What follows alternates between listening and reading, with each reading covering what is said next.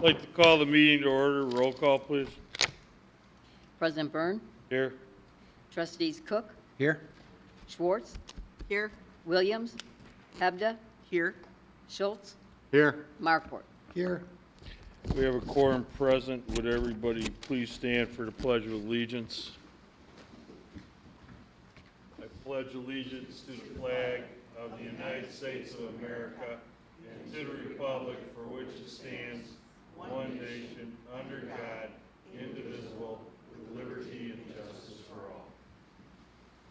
Okay, any citizens wishing to address the board tonight on anything other than what's on committee of the whole? Because if it's on committee of the whole, then you get to address this and participate, so.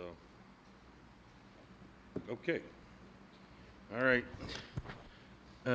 First order of business is appointment of Edward J. Kabot and Don Hook to the Police Pension Board.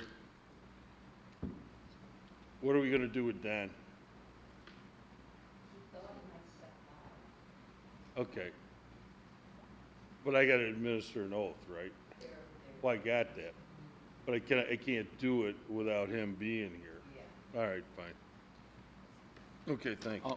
All right. We can do the Do we have can somebody rule on this, or somebody here is his proxy, or? Only to the extent to say that I think we can appoint him tonight and then administer his oath at another time. Yeah, that's fine. Yeah, okay. All right. Well, to that extent, I know Edward Cabot's here, so Edward, would you like to step forward to the presentation altar here? Okay. Edward Cabot's having been appointed to the office of the Police Pension Board in the Village of Vernon Hills in the County of Lake. Do you solemnly swear Yes, I do. and affirm Yes. that I will support Need to repeat. That I will That I support will support the Constitution of the United States the Constitution of the United States and the Constitution of the State of Illinois, and the Constitution of the State of Illinois, and that I will faithfully discharge the duties of the office that I will faithfully discharge the duties of the office of Police Pension Board of Police Pension Board according to the best of my abilities. according to the best of my abilities. Okay, congratulations. Thank you. Thank you.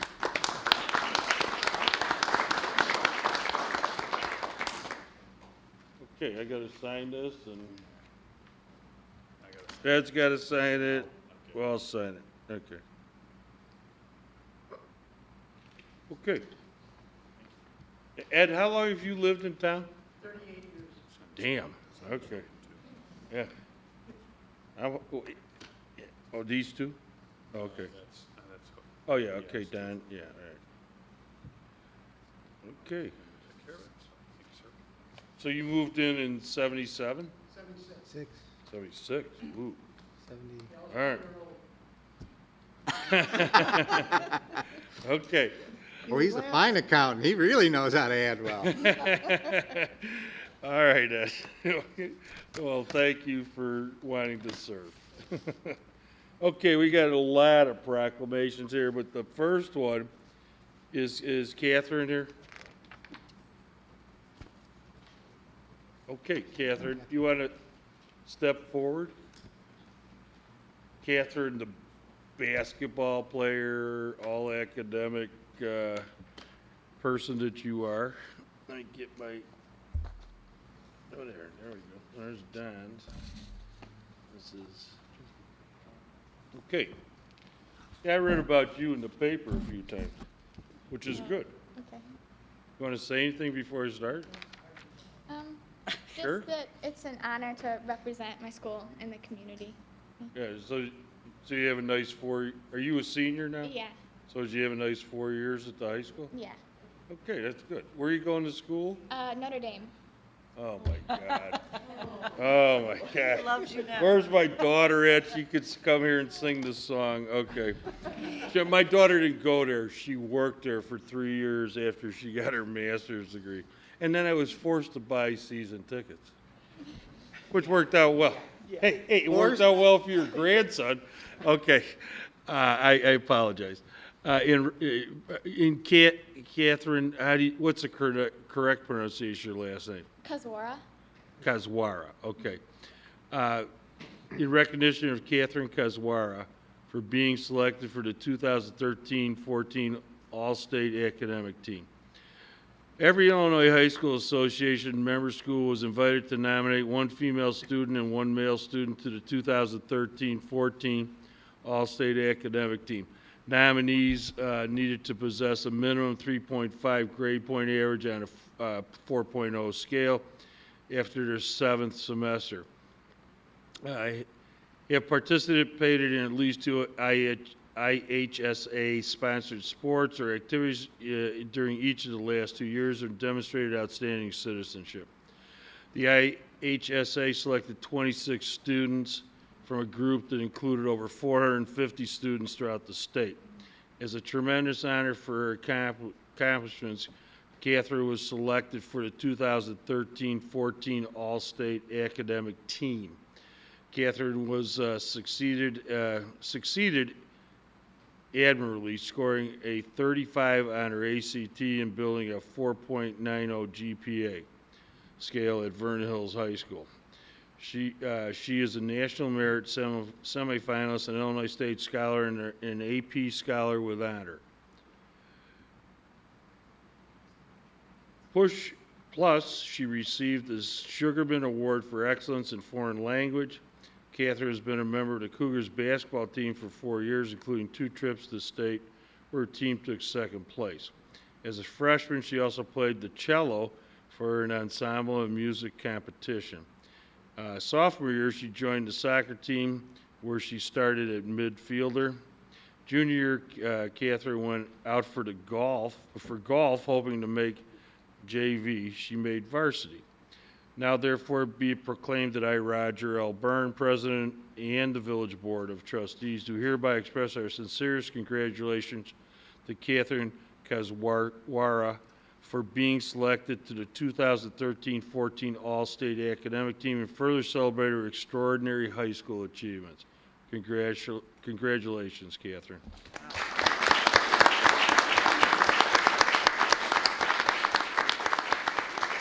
All right. Catherine, do you want to say anything? Oh, Within reason? again, just, it's an honor to be able to represent the high school and my community and be a part of the team. Okay, great. Well, this is for you. All right. Congratulations. You're welcome. And go Irish. Okay. All right, let's keep going here. Huh? Now we got the Boy Scouts. Okay. I need some guidance and direction here. We got 10. 9. Or is everybody here? No. Catherine, is your brother here? Yeah. All right. All right, well, why don't you come up? And do we have Christopher Mangoni? Yes. Okay. Do we have Scout Varanasi? Yeah. What is it? Not He's not here. Valky? Yeah, he's at home. Oh, okay. Grant Smith? Sean Ennis? No? He's not here? Okay. Mom's here. Alexander Vrbancic? Vrbancic? Yeah, Vrbancic. Okay, Benjamin Dobbertin. Tang. Is he here? No. Melcer? Noah? Melcer? Yeah. Is his mother here? Okay, the wife says hello. Yeah, okay. Well, tell her I said hello. So, it'll help for the rest of the week, Jacob Hallendorf. He's not here. He's not here? Okay. All right. Now we got various, I got to do some sorting out here. All right. Okay, we got him here, right? Who else is there? Is he here? All right. All right. Okay, proclamation congratulating Michael Koczwara on what is it? Koczwara. On earning the rank of Eagle Scout. Michael Koczwara is a Life Scout in Boy Scout Troop 273 Vernon Hills. The rank of Eagle Scout is the highest honor to be bestowed by Boy Scouts and stands for the ultimate representation of citizenship and good character. Whereas for his Eagle Scout project, Michael did landscaping at Winchester House, a county-operated long-term health care facility in Libertyville. Michael received his Eagle Scout rank in a court of honor on April 5th in recognition of his personal dedication and extraordinary achievement. Now, therefore, I, Roger L. Byrne, President and Board of Trustees of the Village of Vernon Hills, hereby proclaim that Michael T. Koczwara be congratulated and honored for earning his rank of Eagle Scout, dated this 5th day of April. Okay, it was April? Okay, fine. All right, congratulations. Now this is the final copy we're giving? Okay, Michael, got to step up here. All right. What's that? I got the top one. All right, Michael, congratulations. You're welcome. Okay, you got. All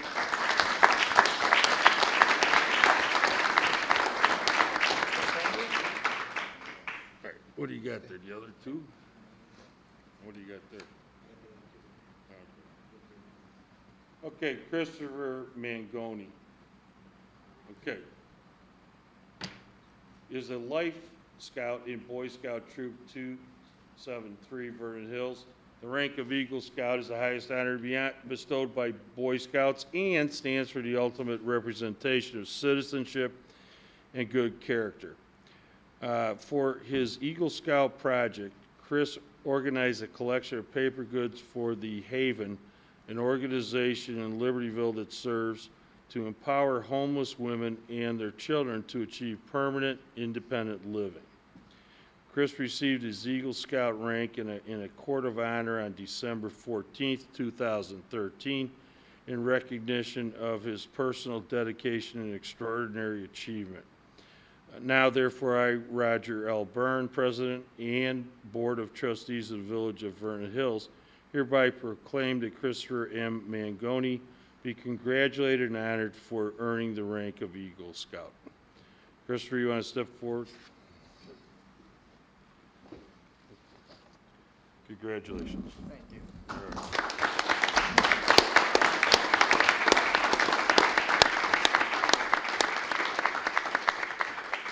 What do we got here? Okay. All right, proclamation congratulating Alexander E. Vrbancic. Yep, you nailed it. Thank you. Vrbancic, I almost want to say it a second time. Alexander E. Vrbancic is a Life Scout in Boy Scout Troop 273 Vernon Hills. The rank of Eagle Scout is the highest honor to be bestowed by Boy Scouts.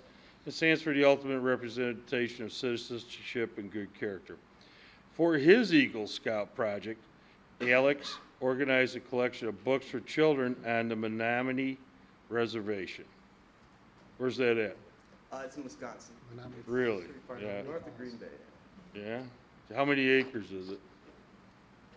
It's like How many couple. acres? It's not super large, but it's relative. What road runs right through the middle of it? Killing me. You used to have, Can you go through there to go up to like Eagle River and that? Yeah. Okay. So you've been up there? I have. Okay, that's a good answer. You know. Okay. Alex received his Eagle Scout ranking in the Court of Honor on November 11th, 2013 in recognition of his personal dedication and extraordinary achievement. Now, therefore, I, Roger L. Byrne, President and Board of Trustees of the Village of Vernon Hills, hereby proclaim that Alexander E. Vrbancic be congratulated and honored for earning the rank of Eagle Scout. Congratulations, Alexander. I go up to northern Wisconsin all the time. I should know the rope. I was expecting it. Yeah, it might be, you take 29 to something. I don't know. Where's Dave Brown? Dave Brown will know. No, you might not know that. Yes. Dave, no. Okay, Noah Melcer. Okay. Noah Melcer is a Life Scout and Boy Scout Troop 273, Northeast Illinois Council, Boy Scouts of America. Noah attended Vernon Hills High School. The rank of Eagle Scout is the highest honor to be bestowed by Boy Scouts and stands for the ultimate representation of citizenship and good character. Noah's Eagle Scout project was a pet supply drive that encompassed Deer Path and Hawthorne Club subdivisions for Placing Paws, a local animal shelter. Noah will receive his Eagle Scout rank and a Court of Honor on June 30th at Or Shalom Congregation in recognition of his personal dedication and extraordinary achievement. Now therefore I, Roger L. Byrne, President and Board of Trustees of the Village of Vernon Hills, hereby proclaim that Noah Melcer be congratulated and honored for earning the rank of Eagle Scout. Congratulations, Noah.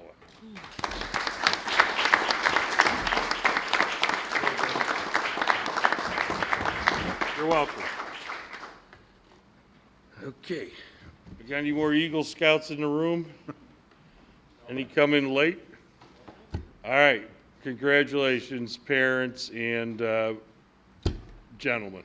So, okay. What do you got? You got something else? Oh, you're late. Trustee Cook. Yeah, before these guys leave, I just wanted to comment. I've been fortunate enough to have a number of these guys in class at the middle school. In fact, we were just talking earlier, two of the guys that are here and two of the guys that are not here played volleyball for me. Out of this group, we could put together a pretty good volleyball team as well. And these are examples of, we read in the papers all the time about all the negative things that kids do and negative things that are going on in the world. You got 9 guys here tonight that made Eagle Scout. That's incredible. And that's the kind of stuff that should be making front page news instead of the other stuff. These are excellent examples of the young men and young people that we have here in town. Congratulations, guys.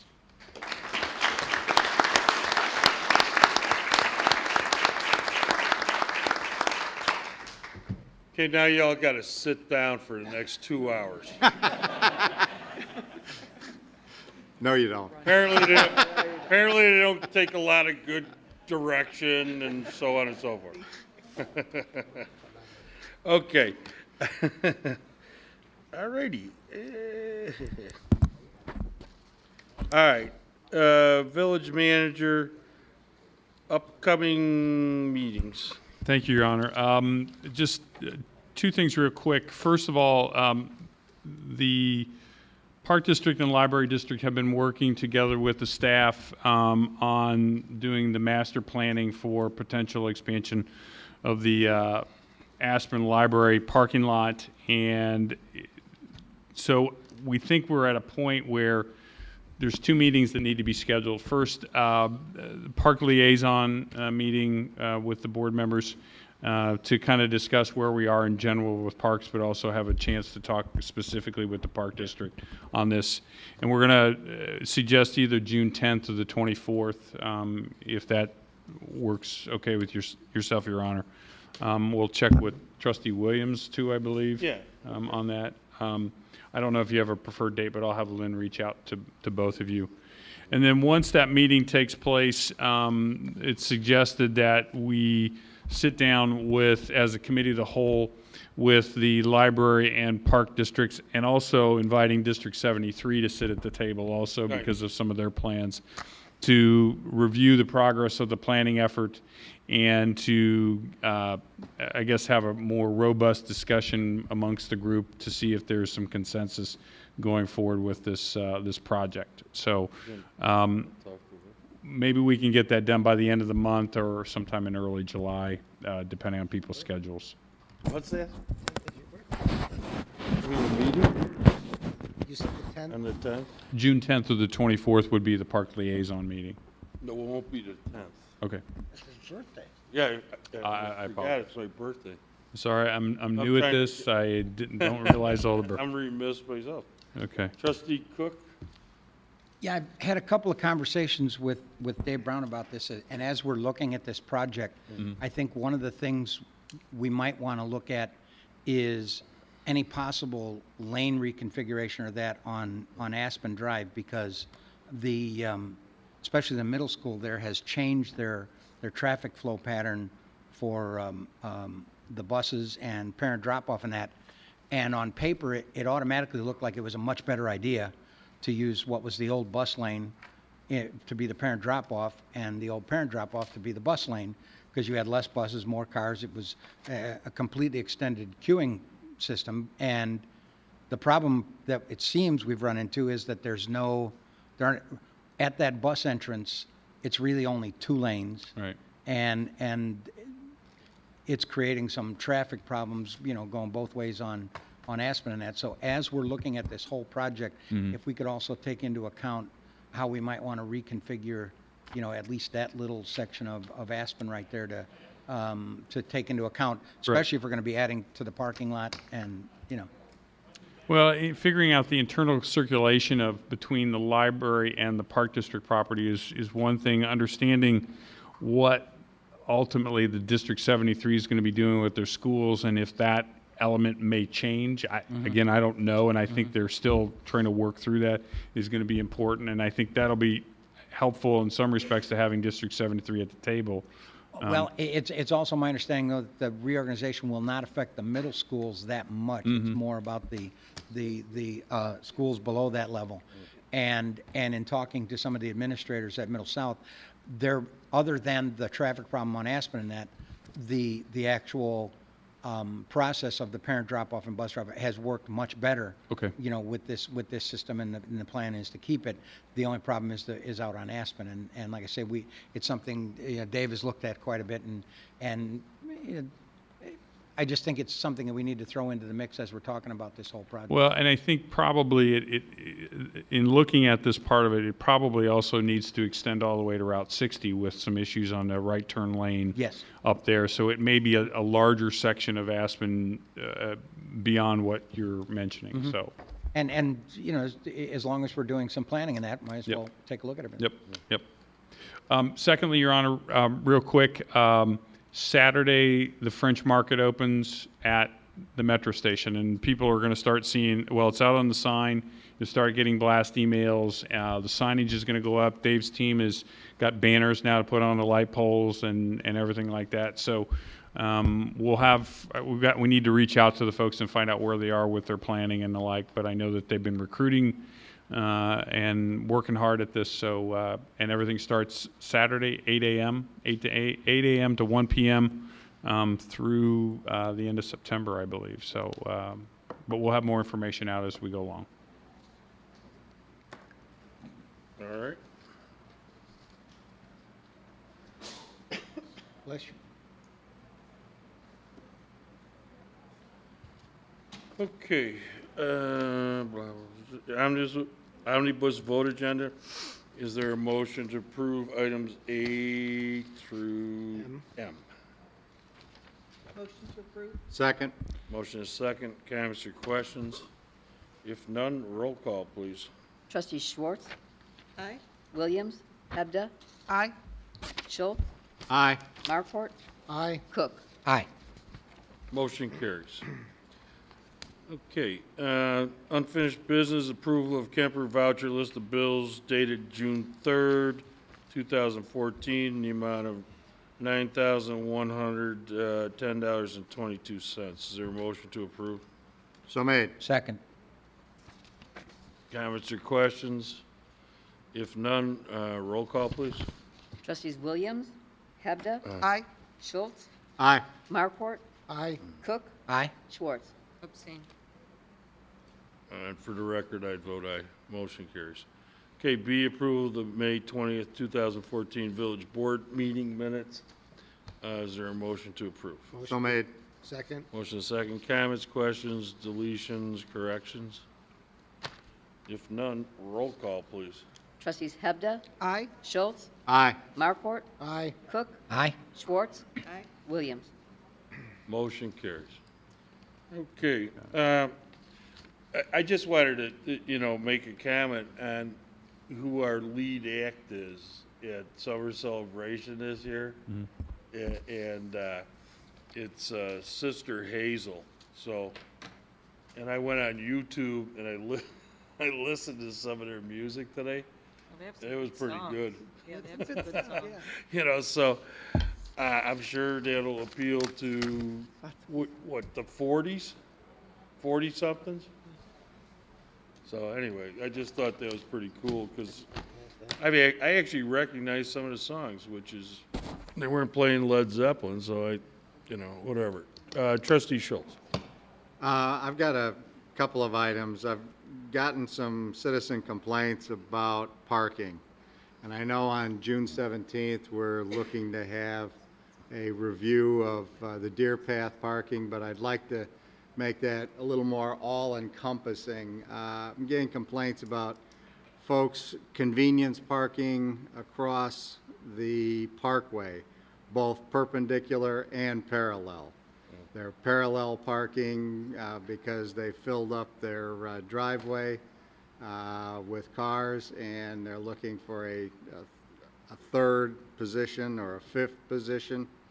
The other perpendicular, they're doing it as a convenience. They have a shortish driveway, in other words, large enough to hold two cars side by side, but to utilize their garage space and pull the car in and out to make it convenient for themselves. They're parking in the parkway space, overlapping both the sidewalk and sticking out into the street. I've seen this in several instances. I guess I'm looking that we need to have a broad discussion on the 17th, but I'd like for us to think about what enforcement.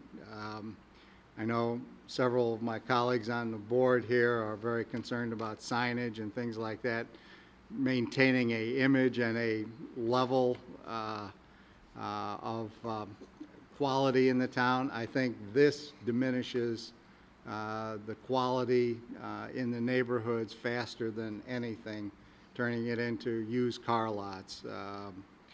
People need to clean out their garages. I'm sorry, but maybe we need, if they're not willing to pay the $100 a month for a storage barn, pay us $100 every time you park there, and we start enforcing it on a regular basis. The other, and I'll kind of defer to the commander here with regard to cell phone ticketing. I'm getting a lot of people that are just getting tired of seeing people driving with their cell phone kind of wedged up in their shoulder and or just wandering around holding the cell phone up in midair so they can use the speaker. The law's been enforced for 6 months now. I think the grace period's over, but I'll let the commander give us a little better explanation where we're at right now. Well, we've been issuing citations both state and compliance. Initially, when the law went into effect, we did more of an education campaign, verbal warnings and written warnings, but we've done a lot of extra details, especially along Hawthorne Parkway at Aspen by the schools, but we are enforcing it. I think, if there's some way we can get grant money for overtime or whatever to have a major enforcement, because all the stats, they're clear. Distracted driving is the #1 cause. I'm not sure, but it's pretty darn close, if not to exceeding drunk driving now as a major, major contribution to safety on our roadways. The final point that I wanted to talk about tonight was I wrote a letter as a citizen to our governor and our representatives, and I copied the staff, and I got a little bit of engineering advice from Mr. Brown with regard to the quality of work that was done on US 45 last year. Last winter, I saw 2 accidents that occurred as a result of what I think is substandard materials and substandard workmanship on the repair of 45, because when the roadway is covered with snow and IDOT is their usual tardy self getting out there to plow the snow off, the tires sometimes can go off the roadway and hit the shoulder. Well, the shoulders, the way they are constructed with the materials they used, just disintegrates. And so I provide a couple of photographic examples. I sent the letter to our governor. However, our governor does not have an email address. Do you believe that? If you want to send him something, you got to fill out his form that allows you then to become a member of his mailing list. So anyway, I sent it to his campaign, but his campaign dutifully informed me that business should be directed via his form. But I also sent it to all of our other representatives through in the state, along with the county, just to make them aware that, and they are aware that that job did not go as well as it should have. I mean, they were out there this spring scraping up all the striping and redoing it because that was substandard. So while I'm thankful that they repaired a road that was in disrepair, I really am looking forward to a real rebuild of 45. But just for the safety of the members of our community, I really wish they would have done a better job, especially with the shoulders. That work was just terrible. That's all I've got to say tonight. Okay. I have a comment on your cell phone Okay. conversation. All right. I'm not that technologically advanced, so when it said no cell phones in the car, I'm like, what are we gonna do? This is so complicated. And somebody said, just go to your, cell phone provider. They've got things you put in your car. They hooked me up with my phone. It took like 10 minutes. I think it cost $60, and all I do, it'll say incoming call, and I push the button, and then I just talk. It was so simple and so easy and so clear, I could not believe it. So it's not that hard to be hands-free in the car. Right. Most of them, you don't even need to push a button, you just talk to it. Or that too. Just say answer.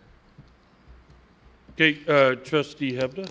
My comments are on a positive note, and this is directed towards Public Works. I've received several comments from people thanking Public Works for the tree replacements. It's looking nicer, and they wanted to express their appreciation tonight to your staff for doing the work that you've been doing. I know you guys have worked very hard, so thank you for putting those trees out there. I know we got a long ways to go yet, but they really appreciate the fact that the streetscapes are looking a little bit nicer, because that was quite dramatic taking those big trees down. But we've got some up there, and it'll look good when they start to grow. So thank you, Dave, and please tell your staff. I'll definitely pass that on to my staff. If you get a chance to go down Butterfield Road, they've been recently working they took all the ash trees out of there. They're currently replanting them. The southerly median is already completed, and they're continuing. So, yeah, we're trying to mitigate the impact. So I'll pass that along. When are we going to have Deer Path on in time for the 4th of July? Yes.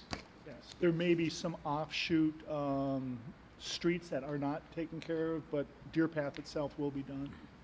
Thank you. Yeah, I was going to say too, in the business park has got certain obligations. Because boy, you drive through Continental Executive Park, there's no question there's dead trees. Yes. Actually, Fairway and Lakeview by the post office, you'll note the South Parkway. They've replaced a number of trees there.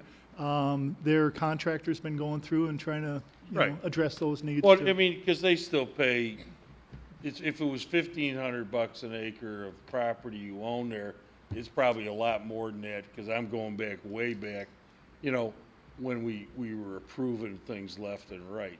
So there's obviously the association's responsible for a great deal of the landscaping everybody sees there. Absolutely. So, okay. And did, my very, very, best friends at Van Vlissingen, did they know what they got to replace too? We're taking care of the parkway trees within Corporate Woods, doing that hand in hand with the road resurfacing project that we're doing every one of those streets. On private property, there are different property owners who are advancing at different rates in terms of replacing their ash trees.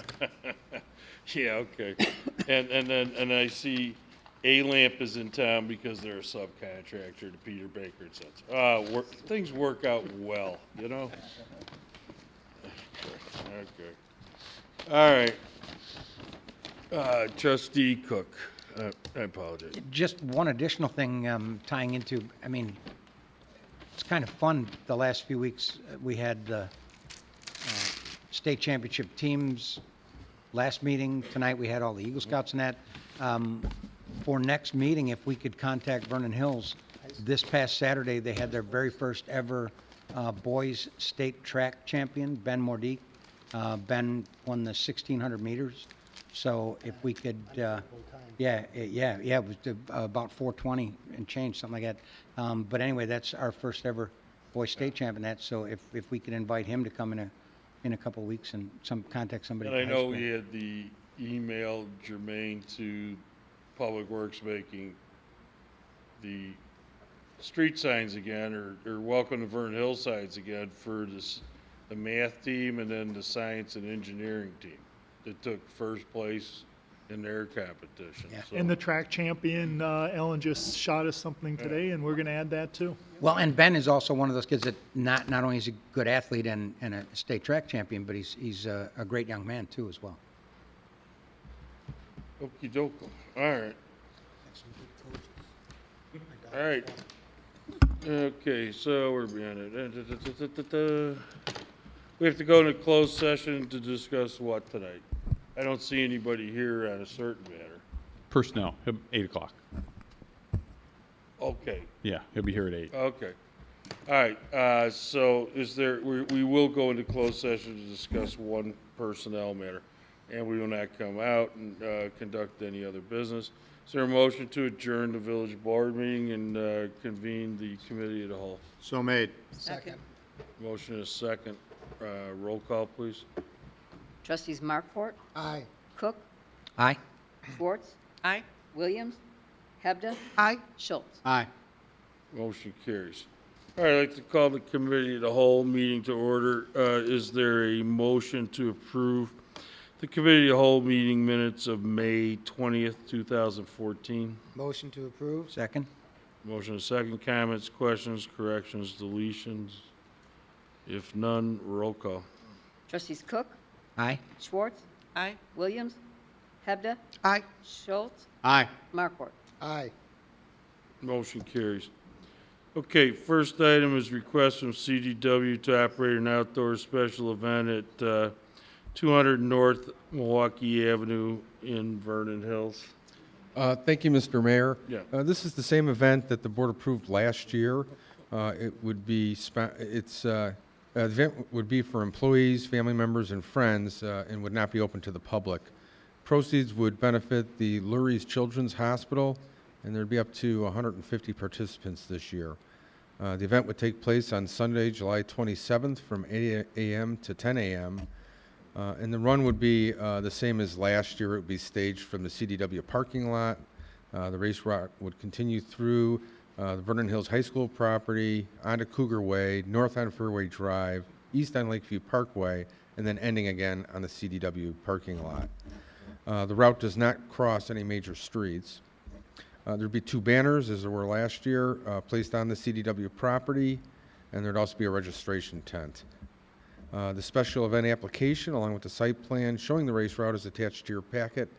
And if the board feels that the special event is appropriate, then staff should be directed to prepare a resolution approving the event, subject to the conditions outlined in your packet. And a representative of CDW is here to answer any questions that you may have. And what day of the week is this? Saturday? Sunday? It's Sunday, July 27th. Saturday or Sunday? Yeah. Or Sunday? Sunday? Application to Sunday, I think. I'm just asking. That'd be a better day than Saturday. Is that what you got? 27th is a 27th, Sunday. is it a Yeah, Sunday? it's a Sunday, yeah. Okay. Yeah, okay. All right. Any comments or questions? Oh, trustee Hebda. Just real quick, I know that we use our site for tournaments. I'm just wondering, are there any tournaments up there that weekend that would be impacted with people running, parking, whatever? I don't, because we run softball and all that stuff. I just wondered what's going on at the Nike site. Before we Or put if you this on checked. the agenda, yeah, we checked with the high school, Stevenson, the Park District, all the involved parties were. We're good, okay. It was verified that there would not be a conflict with any other event. Perfect, thanks. So, motion to direct staff to prepare the appropriate resolution? Second. There's a motion, a second. Any further comments or questions? If none, roll call, please. Trustee Schwartz, Aye. Williams, Hebda, Aye. Schultz, Aye. Marport, Aye. Cook. Aye. Motion carries. Okay, thank you. All right, next is the Emporium, right? 1302 South Milwaukee Avenue, concept presentation of arcade for electronic games and a restaurant serving alcoholic beverages. Thank you, Mr. Mayor. I'll give you a brief summary, and then I can pass it along to the owners for their presentation. The Emporium would install 50 or more token-operated video games and pinball machines.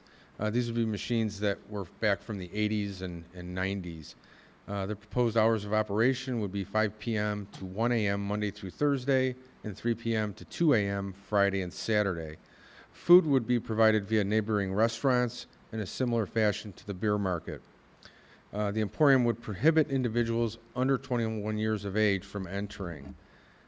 Currently, the property contains 124 parking spaces, which is shared between both of the buildings.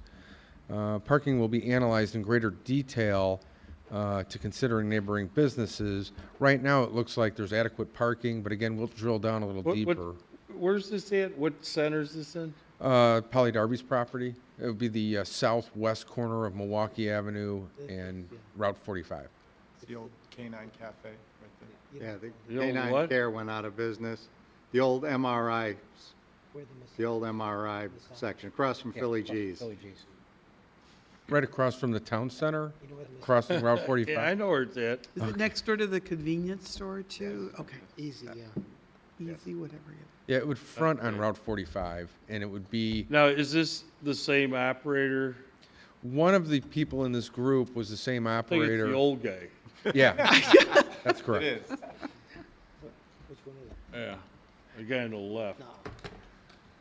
Okay. Just a little What bit- happened to the first deal? For many different reasons, the partnership dissolved. So at that time, I still wanted to move forward, and I contacted Dan and Doug Marks, who are the original owners of the Emporium in Wicker Park.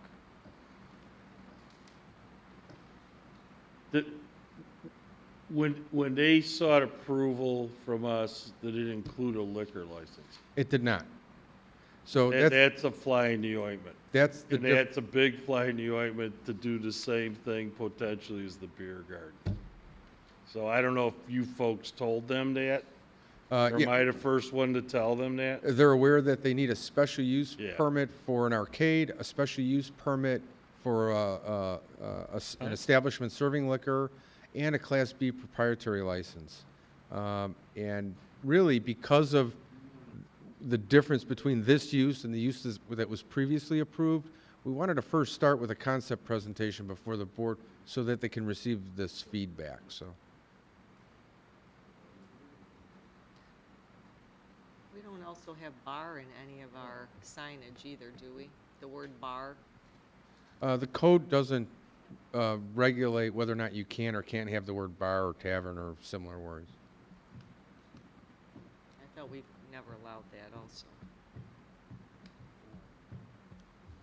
What did you guys tell the staff, what did you tell these guys? What was discussed with them? We told them the bar is a big difference. Okay. And their first proposal was to have just a bar. We told them you can't do that unless you do it in connection with a food service establishment. Well, I'll ask council, will you explain what we did with the only establishment of that in a TIF district and granted as special use? Right, and the village doesn't allow bars. Right. But in the TIF district, there was concessions made to allow the beer market to go in, but that was under special circumstances, I guess the way I'd say it. So the idea of having a bar without food is, to me, serious problematic issue to get over. So we're very happy to do a similar situation as the beer market. We've already established some relationships with the Bob, you better explain this further, what we did at the TIF district. I'm not As sure. far as a special use to not have to entertain these kinds of requests. Maybe I'm wrong. Maybe we didn't do anything.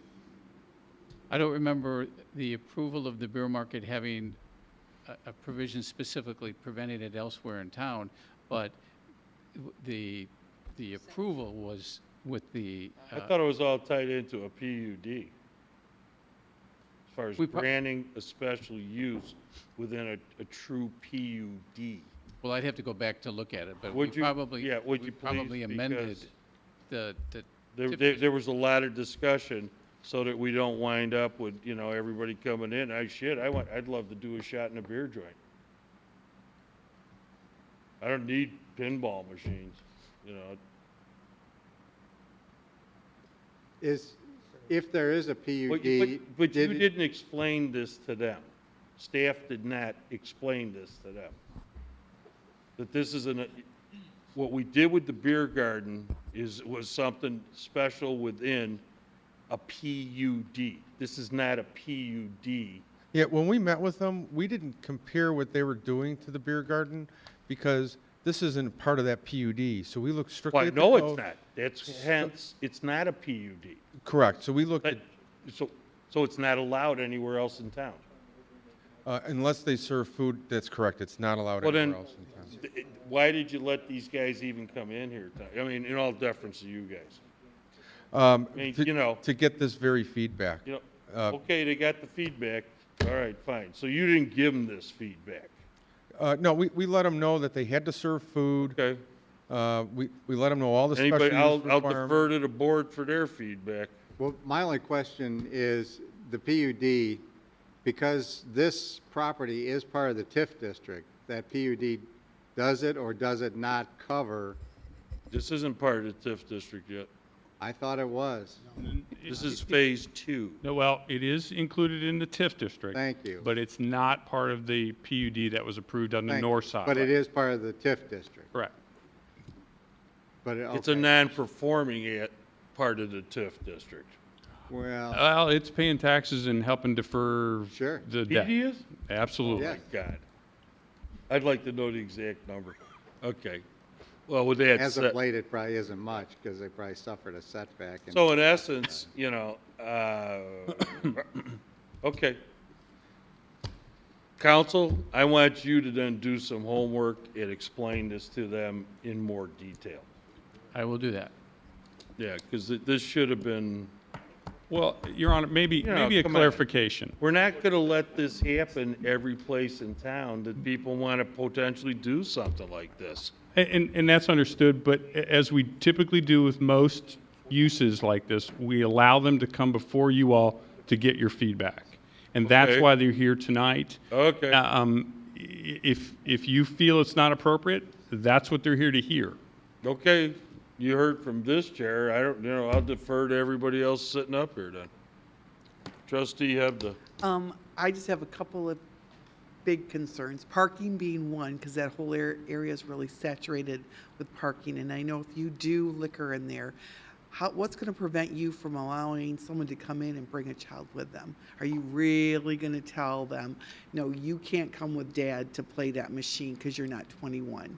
So that's a red flag for me, and we just opened up a Dave & Buster's in the mall, so I see a duplication again. Maybe, I know yours are old machines and things like that, but I just feel like we've got one facility already and now we're going to have another one. So I have some real reservations about it. Plus your space and that whole shopping plaza is, in my opinion, a disaster.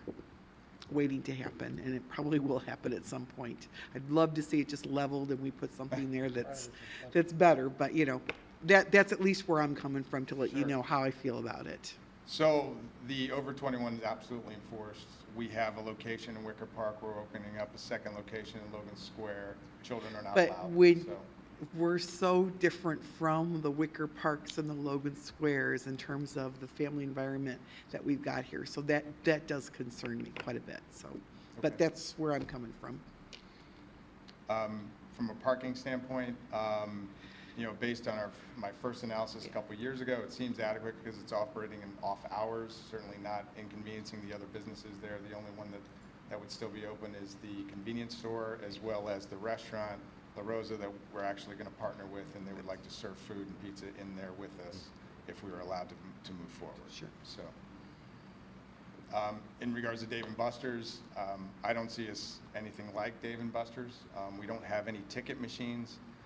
It's not a children's type place.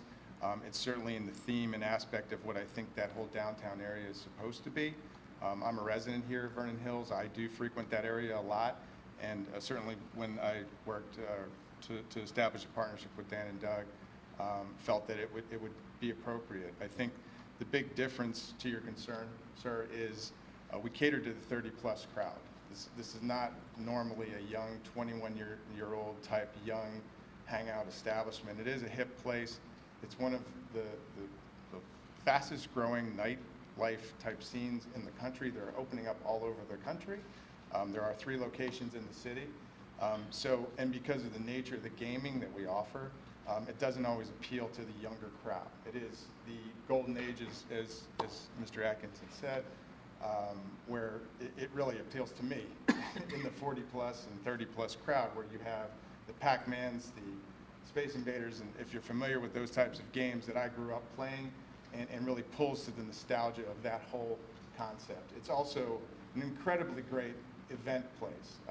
In the presentation, we talk about CDW has literally bussed loads of people 4 times down to our Wicker Park location, and that is happening with other corporate companies out here in the suburbs. So we feel it's definitely more designed for events, an older crowd, birthday parties, and things like that. Dan, maybe you want to elaborate a little bit on that too. Yeah, to speak specifically to these concerns, we do employ a person during all open hours to check IDs at the door at our current location, and we have a strict policy on that, you know.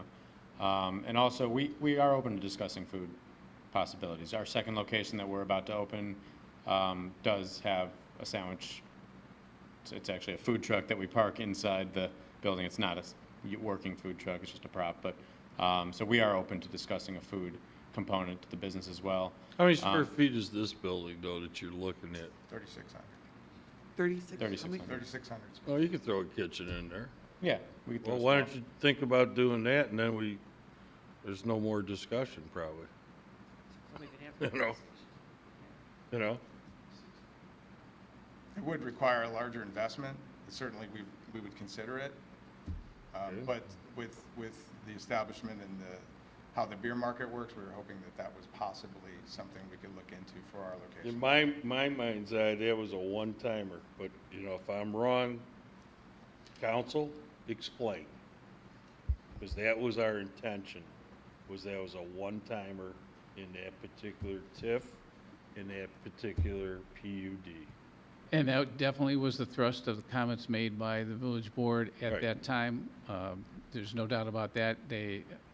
We were just looking at the ordinance. They amended the special use that was granted for the northwest corner of the TIF district. The use that they're asking for, having a tavern or a bar without food, is not a permitted use, where they can come to the board and ask for the relief and ask the board to amend our code to allow bars and taverns. But, you know, we don't have a way to just allow that without amending codes to make it happen. Trustee Schultz?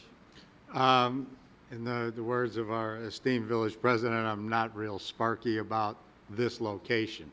The idea intrigues me, but this location, I keep hoping that, a tornado comes through and it's, in the middle of the night and there's nobody anywhere near it and it just takes it out, but everybody is safe and sound. We need to reconfigure this. Sucks all the underground gas tanks out of the. Yeah, okay. whatever. But, so, the concept I might be able to buy into, but this location is absolutely off my radar screen with regards to anything, because the parking is so remote from the space you're looking at, and I got problems with, people circulating behind there and dark and security issues and just all kinds of things. So maybe the guys that were sitting behind you, they might have some space on the first floor that they might want to rent. So maybe talk to them, but not real sparky on this location. Trustee Cook. Similar comments. The biggest concern I have is the parking, along with what the mayor said originally when we did the beer market thing. It was meant to be one time only. But the parking here is, I see as being a serious problem because there are very few spaces on that front part of 45, and as we all know, people park wherever they can to be as close to the entrance as possible. What legality means nothing, and in order to be adequately parked, people are going to have to park way around behind that building, and I just see cars parking all over the place in this kind of a situation. It does not. It's not the kind of use I see going into that space in terms of being able to handle. This hasn't gone far enough to look at any numbers on it or that? I mean, what it would require? No, we have to get the sizes of all the individual tenant spaces or seat count to get a specific, to calculate the specific required parking for the existing uses to see what available parking is for this use. And, there's two different things there. Do they comply with the zoning code in terms of required parking? And conceptually, or at least preliminarily, we think they will. But in reality, will there be enough parking based on the parking demand? And that is what we think needs further analysis. But that is a serious concern with this location.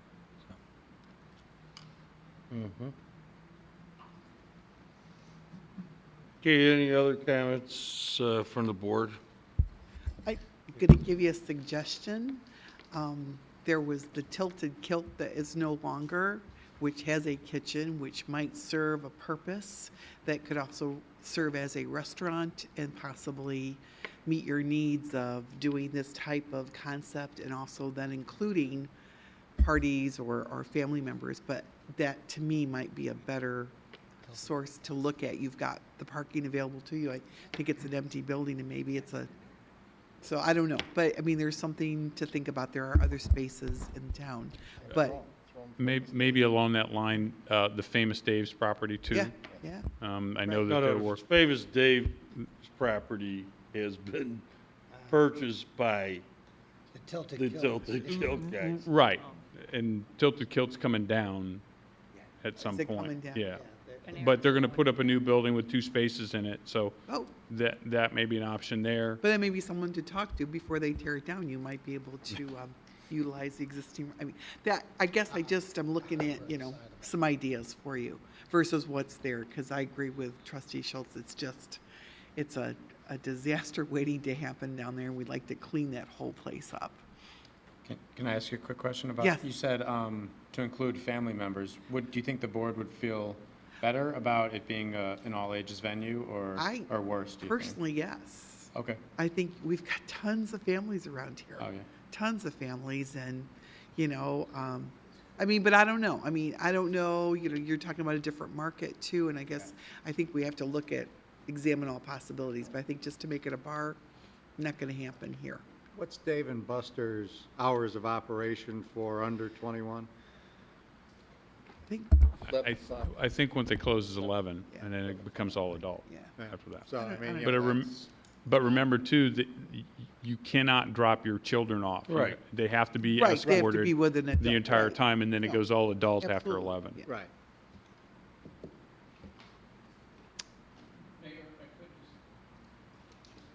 ask, just for clarification from the board, you obviously were very clear about what you think of the concept if there's not food, and we've heard issues of parking, but I think it would be helpful for them to hear from, get a consensus if they find a new location.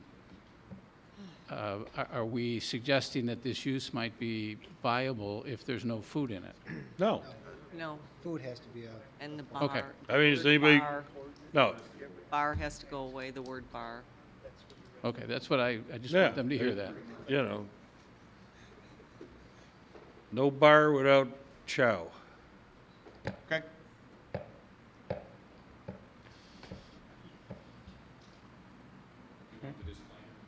Yeah, sure, Bob can, you know. So you're here for concept approval, and you get a preliminary reaction from the board to your concept, but it's not, whatever you've heard here is just preliminary.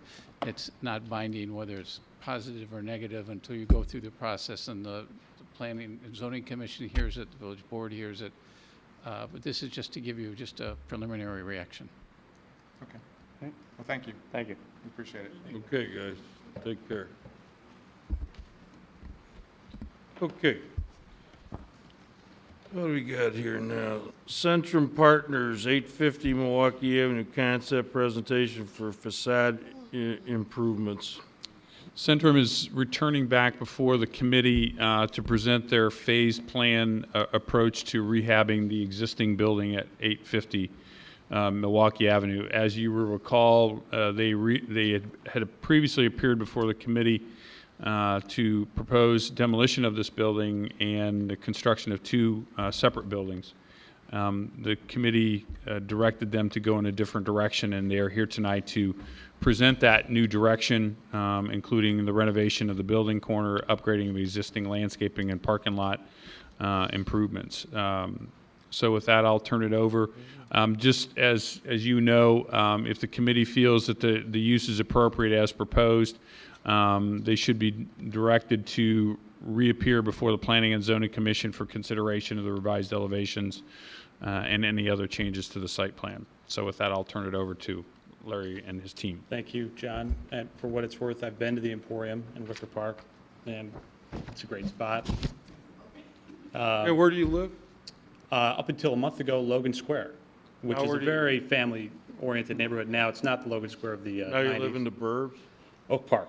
Because you got kids and you Yeah, I gotta grew go up to there. school and all that? Yeah, My okay. brothers were there, Yeah, right. parents, you know the So story. They got an Emporium near your house? No, I wish they did. I wish they did, you know? Okay. Whereabouts in Logan Square? I was right on the boulevard, across from Lula's Cafe, right at the circle, good spot. I miss it. The food is not as good in Oak Park, so hard to leave. Anyways, I want to start by, expressing my appreciation to the trustees and the staff for continuing to work with us. It's pretty clear that, with the resources you've dedicated, that you're interested in seeing progress here, so appreciate that. In our last meeting, the subtle message that we picked up on was that you'd like to see a little bit more retail at this corner, and you're willing to wait, long term to see that come to fruition.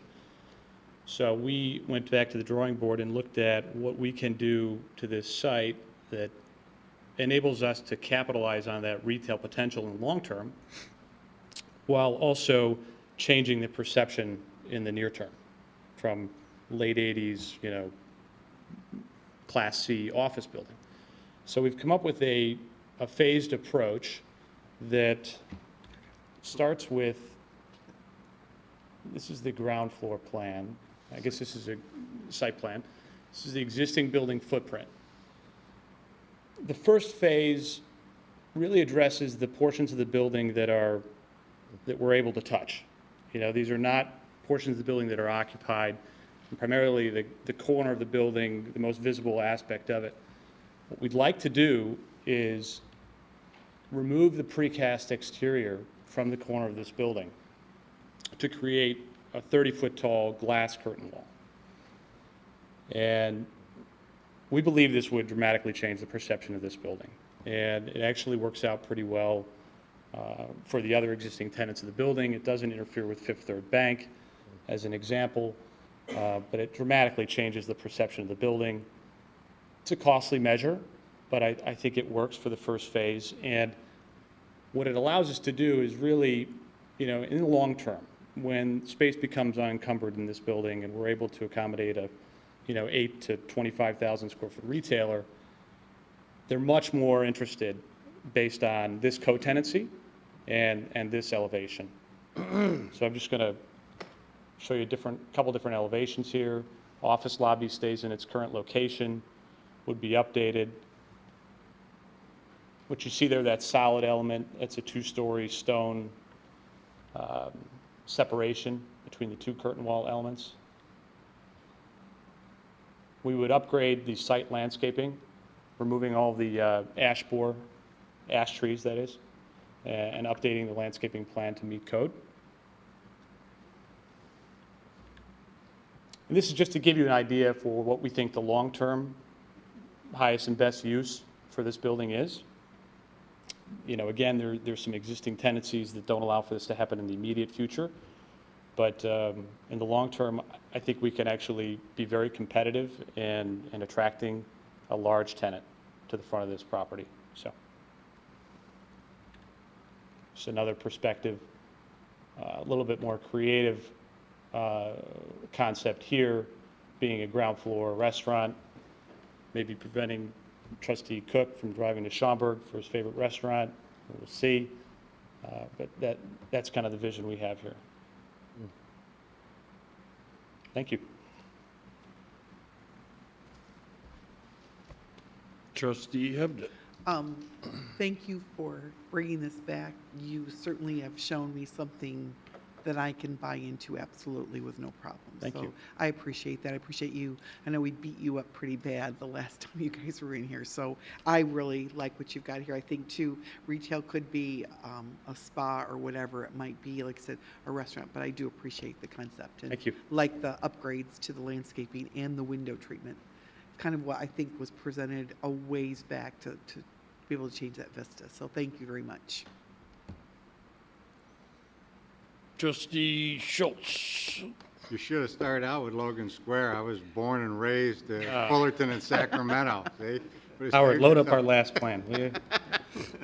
No, this is a lot better. I can see this improving the value of that corner and making it something that people are going to want to participate in, and hopefully there'll be solid retail and/or a restaurant enterprise will be interested in coming there. So yeah, it's much better, and it gives us a glimmer of hope for some revenue generation in the future. Thank you. Trustee Cook. Pretty much the same thing. This improves this building significantly, modernizes it significantly, and is a nice upgrade, very nice upgrade, and I think addresses all the concerns we had the last time. In addition to which, I'm sure there's got to be some way, if you need extra parking of that or the cross easement of parking, we got to be able to do something, twist some. Certainly, there's capacity, I would agree. Yeah, I mean, if we need to do something, I'm pretty sure we can twist an arm here or there somehow. That would be actually very helpful. We'd take you up on that. Don't hold your breath. I know, but we can try. Well, I mean, This looks good product. with the medical use, that's a daytime use. Right. And so if you bring us a restaurant, there's other now they're, I got no problem giving you a variance on the parking for a restaurant use in the, afternoon and evening, as opposed to medical use during the day. Of course, we got to step away from the curb here. The only thing that's really coming is Northwestern. And the bank, you want to blow to the back of the building, right? No. Is everybody clear with that? Yeah. Just so we're clear that No, he's not throwing the bank out. the bank does have a lease. Right. And Right. honor that lease, but we are interested in sitting down and talking with them. Sure. Yeah. Seeing if we can get a curve. And what's the square footage they have now? They have about 8,000 feet. Okay, and they would take, you hope, how many square feet? 6? Okay, Right and now, they're then, gonna stay where they are. and then Northwestern Yeah, will hang on a take, second. how many square feet? 18? Okay, which leaves us with half the building, right? Okay. And there's not necessarily anybody you have really that's committed to coming here. No, this is intended to be a long-term vision. Right. You know, and Right. we're in it for the long haul. You know, I think, Yeah, I that's want to make okay. sure that's clear. It's all right, that- you know. No, I mean, it's a shame that, you know, we can't figure out parking, you know, because I'm sure something of, you know, a significant nature that would be true retail across the board would be doable there. You'd certainly be doable there, so. But Yeah, as, okay. as we get further into the process, Trustee Schultz brings up a good point about the compatible uses in terms of parking. Yeah. Okay. You know, anybody else want to weigh in on this one? We met, you know, a couple of weeks ago, and I don't have a problem with this, and you know, and as Trustee Hebda said, you know, we kind of rained on your parade really good, you know, the first time you were in here, so. Okay. I don't, you know, you gotta They'll be do going your back. thing, Bob, and. They'll be going back to the Plan Commission and then coming back to you Sure. at some point in the near future. Although my message is the same as last time, I think you go out feeling a little bit different than last time. This is concept review, it's an initial reaction from the board. You'll go through the process, and whatever happens as a result of that, whatever you hear tonight is not absolutely binding. This is just a concept review. Okay, guys, thank you. Take care. Okay, that's about it, right? no. Oh, no, we gotta do, oh yeah, medical marijuana. Discussion of draft zoning regulations, okay. Well, let's get going here. Thank you, Mr. Mayor. As the board is aware, the state of Illinois recently enacted the compassionate use of medical cannabis pilot program. This act, which pertains to cultivation and dispensing facilities of medical marijuana, would be used for patients having serious diseases, and it became effective on January 1st of this year. Per the adopted act, cultivation centers and dispensing facilities are permitted to be located within municipalities. Village can impose reasonable regulations, but we cannot prohibit these uses. At this time, the act is being promulgated in the Rules Committee. We're not sure when it's going to come out of Rules Committee, but that's where it's at right now.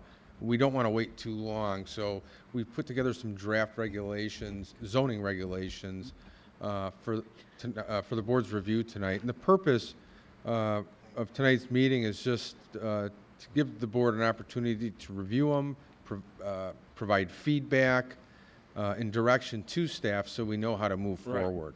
So in essence, the only cultivation place in town is what, behind River Tree? Yeah, that's correct. Because that's a 2,500-foot, you know, barrier. That's absolutely, Okay. that's correct. So what do we got to do with that one? Well, with that one, I mean, it's highly, first of all, the act would only allow one cultivation center per police district. There's 22 police districts in right. Illinois, and the likelihood that someone would approach the village to put a cultivation center. And what's the is size of the highly building unlikely. that you can build? I mean, what's the size that they've specified? Go ahead, Bob. I know that Joe Carey dealt with the issue in Elk Grove Village, and the entity that was dealing with Elk Grove Village wanted 150,000 square feet because basically it's a they've got to grow it, they've got to process it, they've got to package it, so they need an extremely large building to Well, you accomplish. couldn't do 150,000 square feet back there. No, I don't think the village of Vernon Hills is going to see a cultivation Okay, center. so let's move on past, then why don't we just go to the the Dispensing, yeah. That's Now, the- That's 1,000 feet. Yeah, just to be clear, even though it's completely unlikely that someone would approach us to have a cultivation center there, we're recommending that we put regulations in that requires a special use. It's probably never going to happen, but Yeah, just that's fine. Just in case it ever did, we'd have Somebody regulations. comes and buys inland's property and knocks it Yeah, down to do a and- cultivation center. Yeah, Okay. and it's not in all likelihood going to happen, but just to be safe, have the regulations in place. For dispensing facilities, on your screen is a map. Right. If we apply the separation requirements that's in the act, which is 1,000 feet between the dispensing facility and schools, nursing homes, those kinds of uses, then the areas shown in light blue and dark blue are the areas that would qualify to have a dispensing facility. The dark blue is the BP Business Park District, and you can tell that comprises most of Corporate Woods and a portion of Continental Executive Park. And the light blue shows the areas in the B1 Retail District that would qualify. So one of the directions staff is looking for is which one of these districts would the board prefer to be in, or is it both districts? Would you rather have it in the BP district or the B1 district or both districts? And I'll let the board discuss that, and we can. And then just to emphasize, regardless. Where would the police department like to see one of these if somehow it came to town? Would you want it in a retail or in the business park, isolated? Probably best off in a business park. Yeah, that's what I don't disagree with that either. And you only get, what, a 10-foot square sign? Yeah, that's the cultivation sign. Okay. Yeah, that's correct. It's 10 square feet for Is dispensary. everybody okay with that, limiting this to the business park? Okay. And then And we could put it in a secure building like household finance, right? correct. That is one of the regulations. There's, as you read through the draft regulations. 3-foot walls and all that. Yeah, it has to Take be. an RPG hit. Yeah. Yeah. Okay. There's a number of regulations. It has to be in a secure building. There has to be surveillance cameras. Those recordings have to be made available to the police department upon our request. Right. Limitation on signs is one wall sign, 10 square feet. No other type of signage is permitted. Right. We address parking, age access limitations, hours of operation, which would be 7 a.m. to 9 p.m. And what's the size of the dispensary? Like, how many square feet is that? I think that might be as small as a very small. 2,500 square feet? Or Yeah, there's nothing in the state act that says you have to be a minimum size. We could require that it be a minimum size, but there's nothing in the act currently that requires a minimum size, nor does it say a maximum size. All right, so, what are you looking for from us tonight? Did we What- give you enough guidance and direction thus far? Yeah, if unless there's changes to the draft regulations, what I could do is I could take that and put it into an ordinance form. I think I got clear direction from the board in that it would be in a BP Business Park District only, and that it would require a special use permit, so we're assured there'd be a public hearing process. And unless there's any other direction from the board. I guess I'd like to think or hear more about minimum size. I mean, I know one of the things I read was that because it's still outlawed by the federal government, there's some banking issues, and they have to do a lot of things in cash. Now, I'm not sure if that was the medical marijuana or if that was in Colorado with the whatever retail marijuana, for lack of a better term. And because if they used an FDIC bank or whatever, that might be construed as money laundering or something. So there's some issues there, because if they're dealing with cash, I mean, we really want to make sure that we can provide for their safety and the safety of those around them. And the other is the minimum size. Just, I'm looking at it as, I'm not sparky about having one in town to begin with, but with that being said, if we make it a minimum size, maybe the rental will be such that they'll go someplace else. So there's a couple of things in reaction to that. One, the Justice Department has made a determination that they are not going to prosecute even though it violates federal law. Right. There's a lot of articles and stories of what happened to some of the marijuana shops that opened early on when the federal government was still prosecuting. So some of that is now I would say folklore. And I don't know what the deal is with regarding the banking.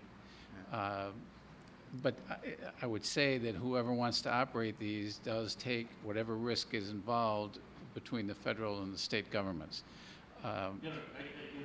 This is a question that nobody up here can answer. Nope. Why wouldn't a state like ours or any other state that's legalizing this not privatize it? Just make it, the state controls it, and, take all the money and send it down to Springfield and let them, pee it away, You know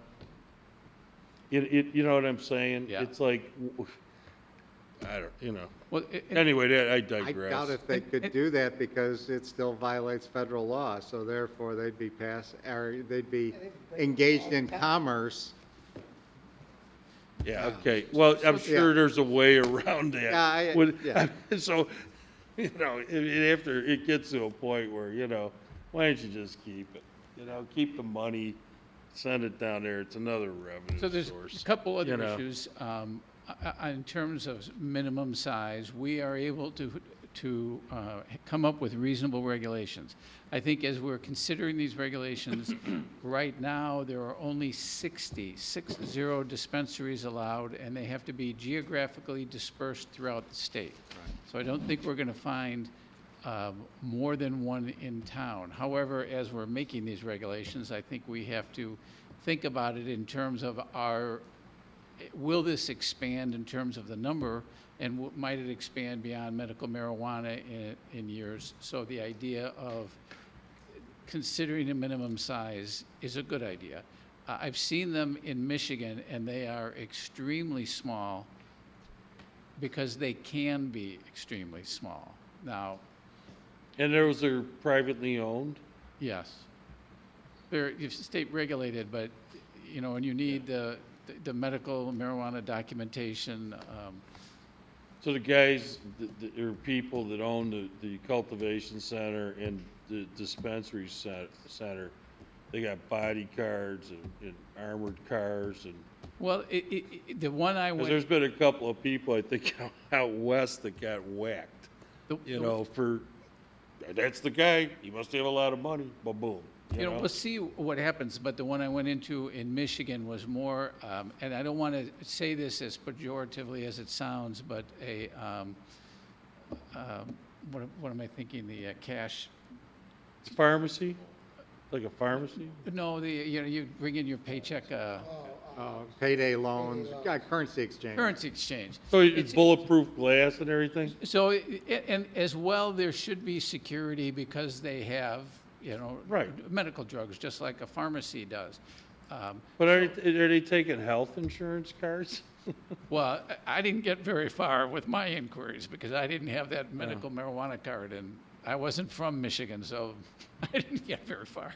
But they do have security. They have to have security, but they can theoretically do it in very small spaces. The smaller the space is, maybe the harder it is to kind of protect from an enforcement standpoint.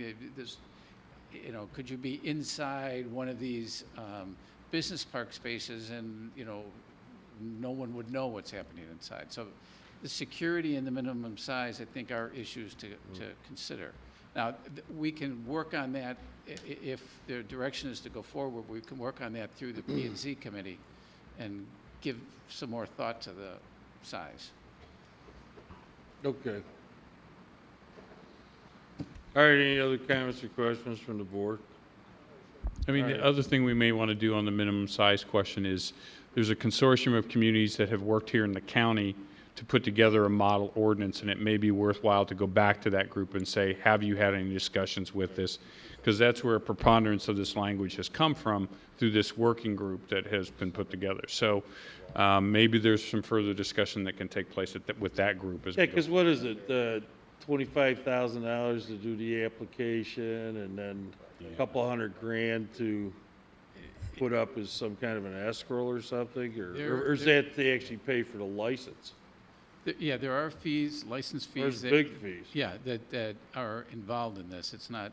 So it's what, not- what would we charge as a municipality if somebody, somehow, some way, it wound up here? That's certainly another issue for us to consider. I'd want to charge as much as possible. I mean, like six-figure money, if you wanted to do business in town, So we could amend the licensing provisions of our code, require a license for that, and then apply a fee to that license. So we have to look at the details of that, just the idea of if it's in a business park and how much. Yeah, and see if we can impact- jack up the sales tax for that kind of special product. Yeah, well, maybe, I'll have to talk to Kevin Wolfberg about that. Talk to everybody, I'd certainly want more than our 1%, Anyway. Okay, is that about it? All right, is there a motion to adjourn committee of the whole, go to closed session to talk about personnel? So made. Motion is second.